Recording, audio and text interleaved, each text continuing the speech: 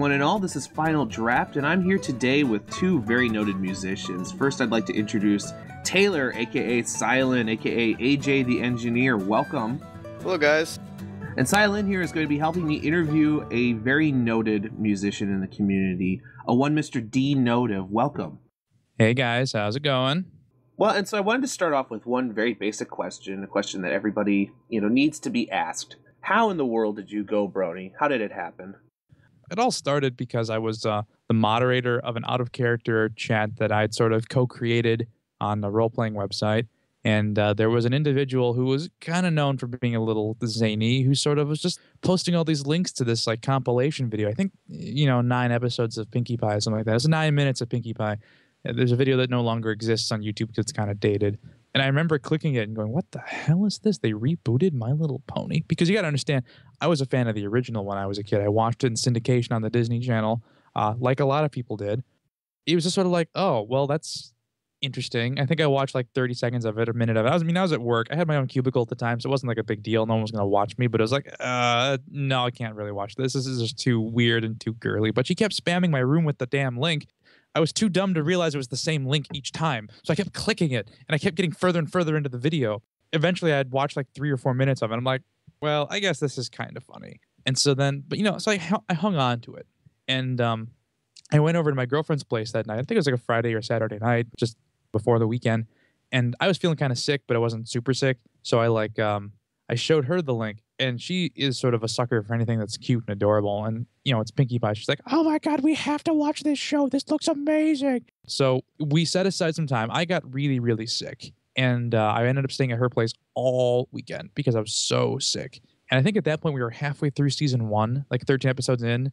We had nothing better to do. So we sat down for just 3 or 4 hours. I was bedridden, just like with a bad cold. And we just sat in bed together and watched every episode up to that point. And it was like, oh my God, this is hilarious. People are going to think we're weird for liking this, but we like this. This is great. So it was not a hard sell after that. It was just like, eh. And everything else just sort of like blossomed around it. Like I didn't really I knew there was a fandom, but I was like, I'm going to stay away because fandoms ruin things usually. Obviously now I'm kind of like, I'm up to my balls. I'm like leg deep in it. I'm still trying to like be careful, but I mean, I'm obviously pretty deeply sunken into the fandom now. It's kind of unavoidable. I mean, there are some cool people now, I guess. I always assumed it'd be like a second anime fandom, but it's not. It's cool, mostly. Well, so were you a part of a first anime fandom, like a specific show that you followed or something then? No, not really. I'd done the con thing a couple of times. I was like, oh, yeah, I'm kind of a casual anime fan. Like, I don't follow a lot of specific ones. I have a couple that I really, really like, but in general, I'm not really an anime person. I've sat down to watch quite a few, and the ones I do watch are really good ones that I end up liking a lot. So, I mean, I really like Evangelion is a good one. I started watching Chobits, never finished it. Started watching Ouran High School Host Club, never finished that. Even though I intend to, they're great. I really liked Outlaw Star as a kid. I watched Wolf's Rain. I think for a period of time I was into Inuyasha. Not really, just kind of like casually. Just whatever was on Adult Swim at the time. I was like, oh yeah, animes. So I mean, I've definitely always been an appreciator. Oh, and watched a couple of movies. Redline is amazing. It's ridiculous. Redline. And Summer Wars is also great. So I mean, I'm just a casual enthusiast. I'm not big into the fandom scene of it, but I like it. I've been to a couple more anime. I was just at an anime convention last weekend. Well, as a fellow Minnesotan, I had wanted to go to that, but Anime Detour filled up way too quickly for me to show up. So I'm still sad that I didn't get to go. Yep. I think I registered the second or third week after registration had opened, and I was already like the 1,000th registry. They capped it at 4,000. So I mean, you had to register quick, otherwise it was gone. Well, so you're known for this thing you do. I think it's called music. You do. Oh yeah, that. Yeah, and you make music, isn't that right? I think so. Is that what all these buttons and instruments and machines are for? Yeah, I think. No. You got to be careful, when you press that F sharp once in a while. But yeah, I was gonna ask you: did you start in music or music production really before you got into Before you got into My Little Pony, or did you really go into full swing once you were part of the fandom? I've been in full swing off and on over the last, I'd say, 10 years or so. because you got to realize I'm a fourth generation musician. My parents had a MIDI studio when I was tiny. Like they pawned off everything on consignment when I was like 5 or 6. But when I was an infant and up through that point, they had some of the stuff they had. It still makes me drool. I mean, they used to have a Yamaha DX11, which I would love to have. Just a great old FM synthesizer keyboard, which they ultimately got rid of. I'm just like, oh, that would be so cool. They also had an Atari computer that ran Master Tracks Pro as a MIDI sequencer. And I'm like, oh, that'd be so cool. I love vintage stuff. But anyway, I'm off on a tangent here. When I turned 16 years old, I got my MIDI keyboard and a MIDI interface, just general MIDI stuff, which came with Cakewalk Express 8. And I started MIDI sequencing right about that time. Granted, I wasn't very good. I could still go back and find all my old MIDI files and show you exactly how awful it was. But I thought I was pretty hot shit, in high school. I'm like, I'm doing MIDI. And everyone's like, what's MIDI? I'm just like, yeah, blah, blah, blah. And then what happened was I really thought I wanted to do video game music composition. So I kind of landed on vgmusic.com, which still exists. Great website. It was a great community when I was there. I'm not sure if it still is. And actually, another guy who's in our fandom, Cyril the Wolf, Cyril Rufus, who does the Silly Show, he came from there as well. And that's one of the first things that we bonded over. It's like, oh my God, vgmusic.com. And so I learned all about MIDI sequencing, and I learned about piano rolls and controllers and quantizing and all kinds of other fun MIDI tricks, because back in the day, I had dial-up. We couldn't really publish full audio files unless it was really, really compressed. So pretty much everybody published in MIDI. We just published .mids, and we'd upload those and we'd say, I made this. It's optimized for MSGS, which is the standard MIDI sound font package that comes on most PCs, or you could say it's optimized for the creative 8 megabyte SF2, listen to it in that. And the thing is, in that community at that time, we weren't so much critiquing production quality. We were critiquing composition, and we were critiquing MIDI. You sort of ignored the finer technical aspects of it because you were more interested in the guts of it. And that's sort of where I came of age in terms of learning how to sequence. I honestly didn't think any of my musical ideas were particularly pop-laden enough, if that makes sense. So I did that for a while, and then I kind of dropped out of it when I got into college. Because what happened was I didn't think any of my stuff, and if I could dig that up too, had any commercial merit. I thought the ideas were too bizarre. And then I discovered some bands I liked that had some very similar musical ideas, and they were poppy. And I was like, oh, so you can twist this around and make it poppy. And then I fell out of video game music, and I started college, and I kind of fell out of music in general for a little while. And then I kind of started picking it back up again somewhere in the middle of my college career. And then I joined forces with this other guy who ended up being kind of a douchebag. And we wrote some songs together. We ended up on a couple of websites, and we had kind of a following. Back then we were thrilled that we had 30 people who paid attention to us. We thought that was pretty cool. Granted, it was all still pretty much just MIDI. I wasn't really doing any mastering, any EQing, anything complicated that we would consider important now. I did that for a while, and then I fell out of it again because I kicked him out because he's a douchebag, kinda. He's just kind of full of himself. And he got to a point where he was like, I don't want to work on anything that doesn't sound like top 40 material. He literally said that to me. And so that's when I got rid of him. Well, and I should mention, while you're talking about your college, I should just throw out to the listeners who haven't heard.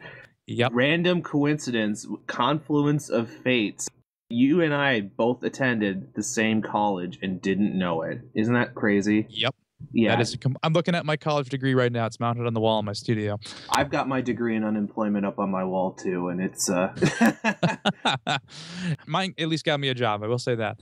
Mine's been able to get me 1 or 2 jobs, but yeah, it's a weird fact. Well, I was going to ask you, you mentioned that you were looking for a more poppy sound, and you also mentioned earlier almost your inspiration from this older 80s era equipment, and I think you might know where I'm going with this. Sure. Your 1987 remix of Becoming Popular, which in my opinion is a masterpiece. I love that song. I love that song. I listened to it endlessly. EFR had it as our first post for our 80s week. Everyone I know loves that song. So I just wanted to know, was the inspiration for that song coming from that? Were you trying to make it sound really poppy, and were you kind of thinking about that old equipment setup and that kind of old way of producing electronic music when you made that song? Absolutely. It's one of those things where I really love classic house like that. There's these 3 producers called Stock, Aikman, and Waterman that pretty much owned that sound in the 1980s. There's a huge 3-hour mega mix of their stuff you can listen to on YouTube. I've referred people to it in the comments on that video. And Stock, Aikman, and Waterman sort of took that sound, They were very formulaic. Like, if you've ever been Rickrolled, you've heard Stock Aitken and Waterman. That's their sound. There's that kind of stuff. Oh, and yeah. all of it is really good. And so, like, their whole shtick was they would go into the studio at 9 in the morning, the three of them, with their talent. They would start working on a song, write it, and produce it, and they'd be done at 5. And that was it. And then they'd send it out to be mastered. And so they machined out all this house that sounded pretty much the same because they just had a process to it. And no one's really been able to duplicate it. So anyone who follows house music, I think, who likes their stuff, intuitively understands a sort of personal challenge in trying to emulate what they do. And so in my mind, it's sort of something I've wanted to do. I attempted it once, didn't turn out so well, but that was back before I had some more stuff to play with. And so I listened to the song in the show, and I listened to the chord progression, and I was like, this could be a house progression. I mean, I knew immediately once the song ended. I like paused the episode and I was like, that's my house remix. I'm doing that. There wasn't even a question about it. And I came home that Saturday night and I sequenced most of it out until maybe 5 or 6 in the morning Sunday. Like I just worked for 10 straight hours, something like that, Nah, it wasn't that. It was like 5 or 6 hours. And then I went to sleep and I got back up again, came down the next afternoon, and I started doing the more technical stuff. Because one of the first things I did was I did all the auto tuning. I knew I needed a breakdown or a hook in C minor, which wasn't too hard because the rest of the song is like an E flat major, I think. It was just extremely intuitive. I never considered myself to be a remix guy, but that one song, I was like, nope, I have to do it. And so definitely I was trying to sort of like this, it all kind of stemmed from my love of classic 80s stuff. It borrows a lot of things from a lot of other songs, and I tried really hard to emulate Stock Aitken and Waterman. I think I came close, not quite there, but it's close. The brass is very spot on, but everything else is kind of I had played this song for a non-brony parent of mine. I played it for my mom, and I wanted to get her opinion of it. And she immediately said, I lived through the 80s. I don't remember this song. She definitely got that vibe right away. But she also got the same vibe I did, which was that it sounded like a Madonna song. You turned Rarity into Madonna. And I think that that's a feat that few can claim. Well, some people call her Maradona, but it works all the same. Well, I have to say, the way you auto-tuned it and changed it that way, it's just absolutely brilliant. So I'm done fangasming over it. I swear. Well, that was actually a Toe Spirit entry too. I finished that thing in like 2 days. I knew exactly where I was going with it. Every now and then, like you work on a song, you kind of putz around for a week, and then you finally come up with something. But every now and then, also you come up with something, you just know exactly where you're going with it and exactly what you need to do to make it sound the way it sounds in your head. And there's just no question. You don't second guess any decisions you're making. You just go. And that was that. That remix was that. I was like, nope, I have to have this part doing this, and the bass line's going to sound like this, and the brass is going to come in here, and then this is going to happen like this. I'm going to have these stabs, it'll be this patch, and then I just threw, and then I mixed it, and I used vintage compression to make it sound a little more old school, and then it was done. It was a lightning quick process. I had time to do another song that week. It was great. Now, that particular song, or at least according to YouTube, is your most popular song and has the most views. But is there a particular song that you're most proud of or you like more than the rest? Yes, actually. I'm actually very, very pleased with Vicious Lies, which is my third most popular one, which I'll, take or leave. I'm very pleased with that one because it's no secret, if you know me or have talked to me or paid attention to anything I post, really, that I'm a big fan of Depeche Mode, that they've been a huge influence on me, both production-wise and songwriting and stylistically, and it's in terms of being a good, solid electronic/rock act. Once I discovered them is sort of when everything I did started changing. And so I came up with a song idea, and I said, this progression could be it's very Depeche Mode. And I decided I'd try really hard to make a song that sounded like Depeche Mode, as close as I could get with what I have to work with. Obviously they have a whole bunch more synthesizers than I do, but I tried. I think I did a pretty decent job of making it sound like them, but if nothing else, I think it's a pretty damn good song. Not to toot my own horn here, but it's usually what happens is when I make a song, I listen to it for like a week after I release it to like nitpick it and sort of insulate myself and prepare myself for all the criticisms it might receive. And so then what happens is I inevitably get sick of everything I make. I listen to it nonstop and I get sick of it. But for that song, I'm still not tired of it. I can still listen to it and go, I'm real. Because I spent a week on that song. I started writing it on a Sunday and I was still tweaking it by Saturday by the time I had it out. That was a fun experience. I easily put 40 hours into that song. So I love it. We all get sick of our own music eventually. I know I do. It's then like when someone goes, "Oh, I love this one song," you're like, "Shut up! I don't want to talk about it. I'm so over that song. What about that 1987 remix? I'm so over that song." I eventually, for the 87 remix, I'm thinking about doing a very classic 80s thing and doing a quote unquote 12-inch version of it, because the version on there now is like 4.5 minutes long. In the 80s, what you do is you'd have like a 12-inch version, which is you have an LP that still plays at a 45 RPM speed. So you get like an 8-minute remix of a song. And I've been thinking about doing that just to be like period correct and also just for fun. I don't know when I'll get a chance to do it. Please do it. Please do it. Okay. Some of us out there would love that and would put it on our MP3 players immediately. Some of us meaning Final Draft, of course. But really, isn't that enough? The first 3 minutes would just be, the first 2 minutes would just be like all percussion and like. Oh, absolutely. That's what 80s montages how were it goes. built off of.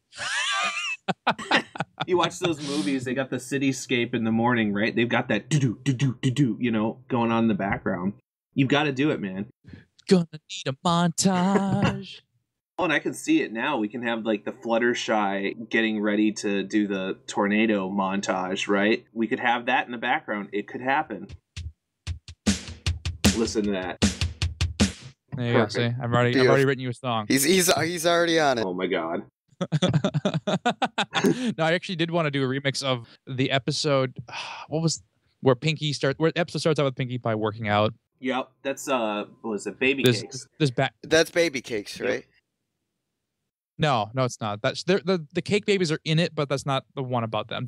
I thought that was one with Cranky Doodle Donkey. Yeah, it is. Actually, I think you're right. You're right. You are right. I'm sorry. I'm terrible. How dare we ever question d.notive? He knows. He knows all. Well, because I remember like everyone got excited about the Smile song. I'm like, I want to remix the 80s montage music at the beginning. Please do. Yeah, ba ba ba ba ba ba ba ba ba. It's on a growing list of projects I eventually want to get done. I've just been so busy lately. Sounds nice. Well, there's one project that I believe the two of you are involved with together. It's Taylor's project. I'm just helping. Just helping, the lead vocals or something. Yeah, like that's eventually. minor Eventually. contribution. Exactly. Mm-hmm. I've done vocals a couple times. I don't consider myself a great vocalist. I consider myself a pretty adequate one. I can do some things, not everything. My tone's okay, not the best ever. I've done vocals for a couple of people over the last month or two, but I'm not sure when those songs will eventually be finished or released, so I'm not saying who or when or what. So, well, you're certainly a better vocalist than me. Well, I still love you, bro. You're a better orchestrator. Aw, hugs. I just love cuddles. Just get here. One thing I noticed, actually, since we have the both of you here, Tsylin's music tends to be more orchestrated, while yours tends to be a little more synthesized. Have you guys ever considered swapping styles, as it were? I mean, d.notive, have you ever... And I keep saying d.notive, it should be d.notive, shouldn't it? Right, and for the record, it's all lowercase. It's never a typo. It is legitimately all supposed to be lowercase. Duly noted. Yeah, okay, so d.notive. Yes. Have you ever considered making a more orchestrated piece of musical work? Is that something you've considered doing? I have done that. Well, you have? Which one? The Final Trick. That's right. It's not the best ever in terms of composition or production because I really have no idea how to mix for an orchestra, and it's not my usual arena, but I mean the challenge, I don't really do this. Every now and then I go outside my comfort zone just to try and stay fresh. And the Final Trick, I was like, I'm going to do something in a different time signature that's not 4/4. I think I tried to do 10/8, but it ended up being a little bit more 5/4. I mean, there's some parts that feel kind of 10/8, but it's more 5/4. And that was recent. A number of years ago, I did another one. I meant to do my own Star Trek theme, and I ended up doing something in 6/8 with orchestra. That was all sound fonts. So, I mean, I've definitely done it before. It's not really my cup of tea. I'll leave it to the people who are good at it, but it's something I can do, I guess, sort of. The only reason I think anyone would be impressed by it is that it's me. Like, oh my God, he uses synthesizers and he can use an orchestra, kind of? Mind blown. So I would assume it's easier for someone like Taylor, who's good with real instruments, to transition into fake instruments than it is to transition from fake instruments to real ones. Oh, don't please. No, I'm horrific at electronic music. I can't use Massive. I have attempted it before. You know what? I can't use Massive either. Oh, I had 2 songs. I did an electronic cover of a song by Metajoker called I Remember. I thought I botched that, actually. Way too much going on at once. It's all Nexus. And then I did somewhat of an electronic cover of Jackalap's Winter, which I'm actually kind of proud of. I like the way it came out. I auto-tuned my voice for that. But other than that, I stick to my guns, and the orchestral is definitely my guns. Of course, of course. But see, have you ever considered like a synthscape? Like, have you ever listened to like Vangelis or Tangerine Dream? Like true electronica where it's like, you know, they do like synthesizer soundscapes and like soundtracks, but it's all synth instead of orchestra. Or anything Wendy Carlos has done. Are you talking about the kind of sound that you would hear, say, in the background of movies like Lady Hawk or those 80s? Legend or Blade Runner? Yeah, you know what I'm talking about. I do. That's fun stuff. And the thing is, I've always wanted to try and pull that off, but I just don't think I have the chops. I think you could make it happen. I think the trick would be to pair it with an equally epic video. You'd have to have someone on horseback riding towards the sunset, or, well, a battle scene or something appropriately epic and over the top. I always think it's neat when an electronic artist does a soundtrack. Like when BT did the soundtrack for The Fast and the Furious back in like 2001, 2000, I was actually a big fan of his at the time because he was doing some really cutting edge stuff in terms of electronic music. And I was like, whoa, we did a soundtrack and there's real instruments in it in addition to the electronic stuff? That's cool. Or like when Trent Reznor started doing soundtracks, it was like, what? If we can only get Martin Gore to do a movie soundtrack, then we'd be in business. Oh, and Daft Punk for Tron. That was great. You know, and I thought that D-Res was a pretty good song. It came off as solid. I think they could have done better, but, you know, that's just my personal opinion. Well, not even D-Res. Like, it's just some of the other, like, interlude stuff, like Tron's Requiem. Because I have the whole soundtrack on here, and then I have the whole remix album for it, too. And, like, there's Tron's Requiem, there's the Solar Sailor music, some of the stuff at the beginning. It's just great. I just loved that so much. I'm just like, yeah, electronic artist soundtracks. It's always mind-blowing when it happens because they always push the envelope. So what you're saying is that if there's, say, a fan animator out there who's considering, you know, soundtracks for their animation and they're looking for a synthesized sound, they should be coming to you, is what you're saying, maybe? Oh my God, I would love to do a soundtrack. I would love to do even if it's a live action film. If someone's doing a short film, my degree's in film. I love film. I know a lot about cinematic theory, and I could talk your ear off about why certain movies are good and certain movies are bad. I love film and I love movies and I love TV shows, and I would be tickled pink to do a soundtrack, even if it's just for fun. I can't guarantee being any good, but I would love to do one. That'd be so much fun. Well, you've heard it, everyone. That's why I started out in video game music, because that's what I wanted to do. I wanted to score things, but not like in a traditional way, in sort of an electronic way, you know, in my own way. But I realized that that couldn't be my bread and butter. I sent submissions to the Silent Ponyville soundtrack before I was YouTube channel d.notive. I mean, when I was just me, I thought it was pretty good, but they had too many submissions. I think I was probably up against Dr. Dissonance. So, so it didn't really pan out, but it was still fun to do. Well, I like what Dr. Dissonance is doing as well, though. I mean, he does a really good job. Like, Rarity's Industry, I mean, he really captured that kind of steampunkish sound. It's just so good. I know. I mean, using synthesized woodwinds is hard enough as it is, but I mean, he was able to create that, just that entire atmosphere, so. We've gone over your influences from outside this fandom, but it says here you created your YouTube channel in late September, which means I'm sure you've joined the fandom a little bit later than a lot of people. Do you have any musical influences from inside the fandom? Well, it's funny you should mention that, because like when I started watching the show back in January of last year, the channel that was hosting the episodes had some of Odyssey Eurobeat stuff on it. And I discovered it. I didn't really pay much attention at the time. I was like, oh, Eurobeat, it's DDR music. Okay. He's probably rolling his eyes somewhere. He doesn't know why. He's like, oh, God, someone just talked about DDR music again. I discovered things over the course of the summer last year. The thing is, like, it didn't really click for me that it was like people who knew each other. I just thought of people doing it for fun. And I was like, man, these people are so good at things and they're all just doing it for pony music. Everyone at some point or other just comes across For the New Lunar Republic. And I remember listening to it and going, man, that's really impressive. I bet he's using some really cool software that I don't have. Man, these people have their money to buy things. I'd already been linked Glaze's channel because everyone at some point got linked if they like pony show. Someone links a vast Fluttershy's ass. Actually, my girlfriend, that's her ringtone on her phone right now. Sorry, Glaze. And the funny thing is, I kept discovering more of Glaze's stuff, but it didn't click with me that it was all the same guy for some reason. Like, I remember discovering Avast Fluttershy's ass. I remember discovering Pinky's Lie. And I remember when I did finally join the community in the fall and Beyond Her Garden came out, it didn't click with me that all three of those songs were by the same person. And when it did, I was like, oh my God, this guy's great. It was really just sort of like Odyssey, Not a Clever Pony, and Wooden Toaster Glaze were the only ones I was really aware of within the fandom before I joined it. And then once I was in, I was like, man, look at all these great people. And that's the funny thing too. I never really intended for this to happen when I joined My Little Remix. I just kind of wanted to like lurk and soak up some knowledge and just kind of quietly disappear. You know, it's like wanted to get better at what I was doing and then just go back to what I was doing before, which wasn't anything really, but it's just funny how these things pan out. When you released Let Your Main Down, I actually remember this quite clearly. It got its own post on EQD, and there was this massive explosion over Let Your Main Down. Like on MLR, people were talking about it. I'm like, oh, wow, this guy's really good. Were you like expecting that? How did you react to all of that? Nope.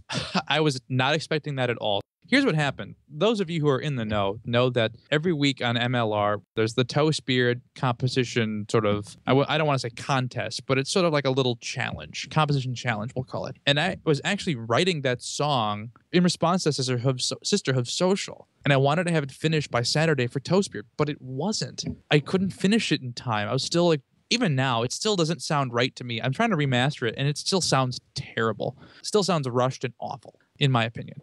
And so what happened was I finished it. I just posted it on my YouTube and kind of passed a couple links around. A friend of mine was on the Equestria online forums. I passed it up to him to say, hey, post this. And that was all I have. I had a YouTube channel that I had for about a month. As you saw, I registered in September, but didn't post anything on it for a while.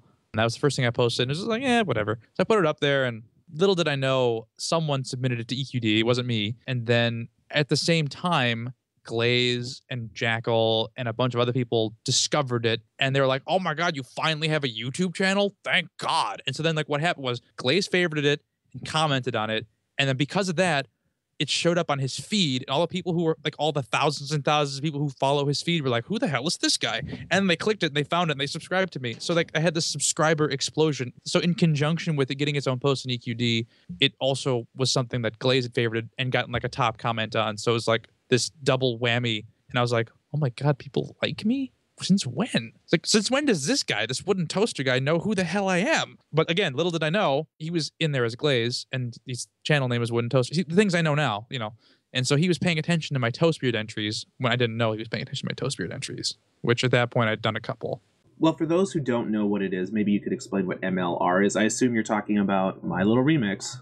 My Little Remix. That's what happened. Is like I was following kind of sort of some of the music in the fandom over the course of the summer and into the fall.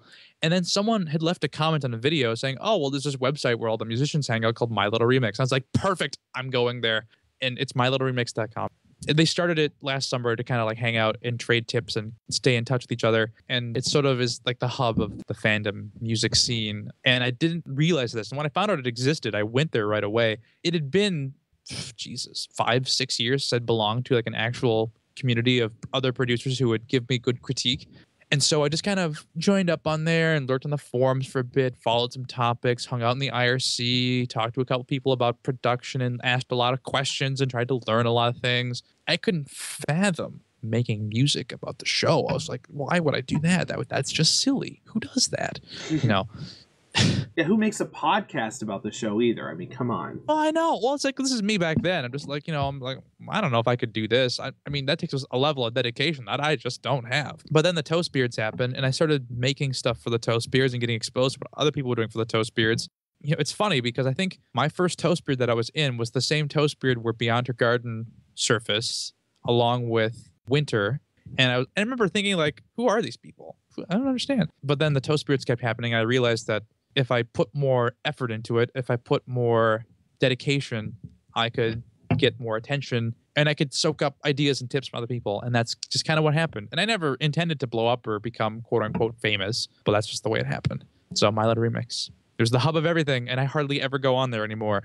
What do you think the most important thing you've learned from your fellow Brony musicians has been, or what is the most valuable thing that you've adapted to or learned to do as a result of your interactions with them? I think I've learned a lot about the value of really taking your time with something and doing it right the first time. My creative process before, I could go from idea to finished product in a number of hours. Like, 6, 7 hours. And now I've kind of learned the importance of really taking your time and being meticulous. And I can easily spend 30 to 40 hours on something now, just kind of like making little adjustments. And I've learned a lot about effects processing and, a lot of the technical stuff that I didn't know before, which is really kind of what I set out to learn when I joined the community. I was like, I kind of want to learn more about the technical aspects of production. I feel like my musical ideas are pretty decent, but I want to know more about being a better producer, which I think is kind of what I've managed to glean. You're never really out of things to learn. No matter how much you know, you can never really stop learning or growing. No matter how much I think I know now, I'm sure in 2 or 3 months I'll know even more. And then 2 or 3 months after that, I'll know even more. Because, the beautiful thing about it is this, it's always changing. The craft is always changing. And you have to keep accumulating more knowledge to stay, quote unquote, competitive. You say that you adapt to newer forms of technology and newer trends in music. Do you adapt your musical style to the fad of the day, the zeitgeist, as it were, or do you try to stay pure to a certain aesthetic? The thing is, that sort of precludes the possibility that I don't have an aesthetic, because I really don't think that I do. People have told me that they think that I have a consistent style throughout, and I really don't think that I do. I think that everything I've done, or rather everything that I've released, quote unquote, is all extremely different from everything else that I've done. And my biggest thing right now is I really do want to finish an album, but I'm kind of like, there's not going to be any continuity. There's nothing that keeps it all together because everything's just a different style. I can't commit to one thing. My biggest fear is that if I were to commit to a single style, everything would sound the same. I don't know if I'm that good at things.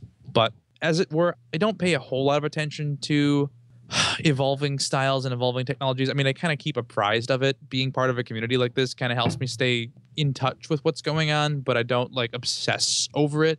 No matter what happens, I have my own way of doing things, my own style, and my own preferences. And some of them are dated and some of them aren't, if that kind of helps give you an idea. But the thing is, I don't discuss music in terms of purity. I think when you start talking about things as being pure or impure, it's sort of it leaves too much room to propagate too many misnomers about creation and production and genres and styles. Purity isn't really a factor for me. We're delving into the realm of rockism, which I don't like. Rockists can go to hell. You don't see yourself as a rock god then? Is that what you're saying? Well, okay. Rockism is a philosophy that certain types of music are better than others because of how they're made.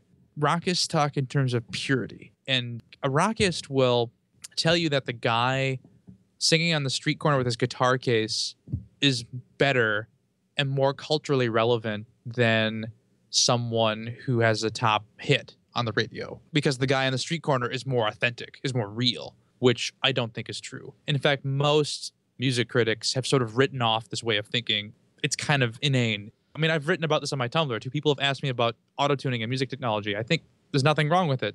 I'm more about the end product. If all the other pieces are there, why should it matter how it's created? Why should it matter who's creating it and what they're doing to make it? So long we live in an era where so much technology is accessible. I mean, granted, there is always going to be intrinsic value in being able to play an instrument, in being able to perform with it, in being able to be that guy, but you don't get more props just because you're that guy. You don't get a free pass for being, you don't get a free pass for being shitty just because you're being more pure. If you suck, you suck. It doesn't matter how you're making music. And I'm sorry if I suck. Well, there are some people I've heard who say that too, who look at it like if you are using any kind of electronic music as opposed to acoustic or something you actually blow through, that it, that it somehow is less genuine and therefore less valuable. And I would agree with you that I don't think that's true at all, because when you're talking about cultural impact, I mean, really, doesn't cultural popularity show that cultural impact, and doesn't that have a tangible value to it? That's the way I look at it. Well, it's just sort of like tacit level hipsterdom is really what it is. It's just, I mean, I hate to say it, but I mean, like, hipsterdom is really prevalent, and like hipsters. I'm being really general here, but I'm just saying, like, there are the people who are just like, yeah, man, that guy is just like so authentic. It's just so soulful, and they'll cling to it because it's not prevalent. It's very well is that pop music right now is very synth laden, very danceable, which is great for me because that's what I love. But it's the people who are embracing things that aren't that because they aren't that. And the things that aren't that are the guys on the street corner. Like in the 90s, when it was all like rock and grunge rock and rock pop, nobody really cared quite so much because there wasn't, that was mainstream. Everyone was like, oh, well, I'm kind of over that. We saw through. We saw through the ruse and we're just like, whatever. But now it's kind of like everything is so synthetic, which again, I love that when they see the people who are like on YouTube with their guitars, no offense, I have a lot of friends who do that and they are pretty good. But I mean, there are people who love it just because it's that, not because of any other intrinsic value about it. And that makes me mad, in case we can't tell. Maybe this is a lofty attitude for me to have, especially being that I'm no professional musician by any regard. But Right. I would say that I think that given the internet, given the ease of spreading media around nowadays, I almost think that music has to be judged on its own merits, and whether it's done through acoustic methods or synthetic methods, that's an individual to individual case sort of thing. And I think people who group together, say, electronic musicians as somehow less valuable than acoustic musicians or vice versa, I think they're really missing the point. That's just my opinion. Maybe, but I mean, there is some merit to their arguments because, on the other hand, all you have to do, in one sense, to be an electronic musician, it doesn't take a lot of effort in some cases because all you have to do is torrent FL Studio, torrent the Vengeance sample pack, torrent a bunch of synth lines, and just start putting loops together, and you can make something passable.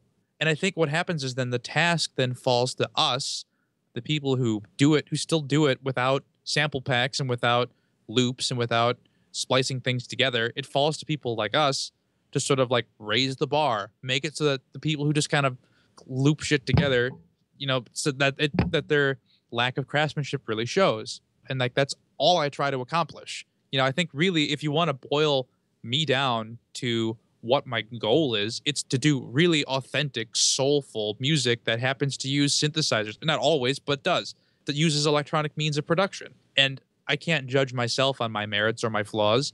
I would say you're accomplishing that. Thank you. I think so. I have a really hard time with compliments. I'll just nod my head and say thank you. Just take them. Smile and take them. I honestly think your music does accomplish that. I mean, between Vicious Lies and some of your other tracks, there's an impact there. And whether or not you're using synthetic or acoustic means, that doesn't matter. It's about what the final product is, in my opinion. And I think that you've managed to take synthetic sounds and push their emotional impacts. That's my personal opinion. That's one of the reasons that my last subscriber special was what it was. It was me at a piano playing a song and singing it, just to be like, no, you guys, I really can do this for real. I'm just choosing not to do it this way. And I think a lot of people miss that. You can say what you want about like an artist like Lady Gaga. You can say what you want about her because she is kind of nutty. But I mean, like, you take away all the polish, you take away all the synthesized stuff. She can play an instrument and she can sing. And I think that's important. It's just choosing how you choose to express your ideas. You shouldn't be lauded or condemned based on how you choose to execute an idea. You should be lauded or condemned based on the idea itself. You mentioned that you personally think that pretty much all your music doesn't really correlate to one another as far as genres go. And, I actually do see where you're coming from. You've done electronic music with Let Your Main Down and a few others. Pony Fantasy, which is like more acoustic. I love that song, by the way. It's fantastic. Thanks. No pun intended. The orchestral tune, the house mix. Are there any particular genres that you have not done yet that you really want to try or get into? Yes. Actually, I have an idea for a song. It's already kind of written in my mind. It's going to be a pop punk song. I'm going to use guitars and a bass and drums, and it's going to be like a rock song in before Tarby hates it. But I mean, Tarby. Yeah, I know. It's something it's kind of been cooking around in my brain for the last couple months. I'm just kind of afraid to really like get started with it because I know it could be really terrible if I don't do it well. It's kind of like one of my last unexplored territories to really dive into is like to do a legitimate sort of emo rock pop punk sort of song with trying to sound like it's got real instruments, because I only really have an electric guitar. I don't have a bass or actual drums. I think I do okay with realistic sounding drums. The last time I tried to do realistic sounding drums was with Don't Force It. I think I did okay. That's one area I want to go, is rock is what I haven't done yet. I haven't ever done really. I've done a lot of different things over the years. That's one I've never been particularly successful at, even though I sort of came of age on classic rock. It's kind of been my jam, no pun intended. I love classic rock too. I grew up on classic rock. Oh, the first time I heard Deep Purple when I was like 9 years old, I was like, yeah. oh yeah. Oh, stuff like that. I don't intend to do anything quite like that. There are definitely other genres I have tried to explore that I'd like to explore more.